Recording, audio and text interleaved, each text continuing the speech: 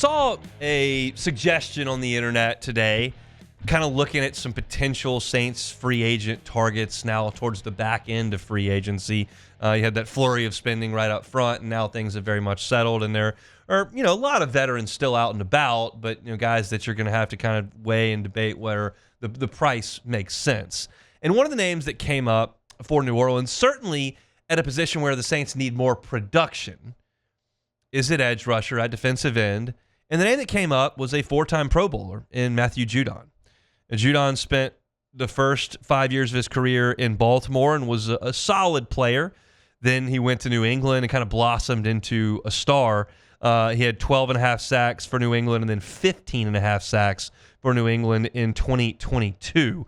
At that point, he played one more year for the Patriots, had 4 sacks, and then signed last year with Atlanta. He had 5.5 sacks, which is actually the same that Carl Granderson and Chase Young had for the Saints this past year. So does it make sense for the Saints to go out and grab Matthew Judon? No, it doesn't. I'll be direct there. And here's my reasoning why. It does behoove the Saints to attempt to address edge rusher, because Cam Jordan's day as an edge rusher is done. He can still go out there and defend the run a little bit, but he's not going to rush the passer. Carl Granderson is being paid to rush the passer. He didn't really do it last year. And while Chase Young's numbers mirrored Carl Granderson, if you look deeper into the actual analytics, into pass rush win rate and pressures and hits on the quarterback and those types of things, Chase Young was significantly better than Carl Granderson. Last year, you ended up extending or signing a new contract with Chase Young. And you've got those three guys really, with Isaiah Foskey kind of waiting in the wings, a guy that we don't really have any expectations for at all, as the edge rushers. That's not enough production. You need somebody to produce more than that. And just 3 years ago, Matthew Judon did produce that way, but the last 2 years he has not. And I don't believe in his age 33 season, which is coming up, that you're going to see a significant jump there. I think it would be perfectly acceptable if the Saints took a dynamic edge rusher at 9 or 40. I don't know what's going to be there at 40. I don't know what's going to be there at 9. But I don't feel like adding an old player at that spot, like Cam Jordan, is going to remedy anything. As y'all know, as I talk about the Saints daily here, I'm more interested in young, cheap, and on the next great Saints team. Matthew Judon is not young, is probably not all that cheap, and I don't believe is going to be a productive player on the next great Saints team.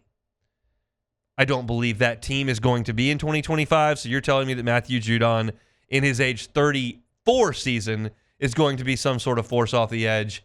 I don't think so. So while the name has some cachet, while he can still play a little bit, while you do have a need at that position to an extent, perhaps not this coming year, but certainly after that, because you feel like it's very unlikely that Cam Jordan or Isaiah Foskey is going to help you at all in 2026.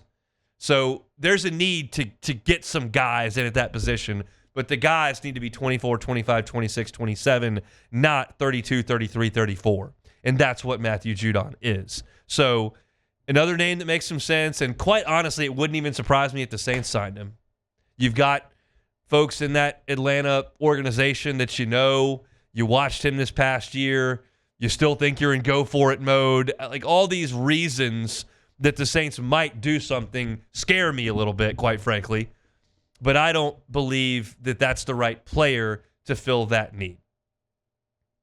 The need's there, not the right player. So Matthew Judon, for me, though the name has some cachet, though he is a 4-time Pro Bowler, that he was in the top 10 for AP Defensive Player of the Year 3 years ago, all that stuff is true. I don't think it makes a ton of sense for the Saints stick their neck out and make that guy part of the roster. I think you probably look at that in the first 3 of your 9 picks. I would suggest that perhaps an edge rusher would make sense there.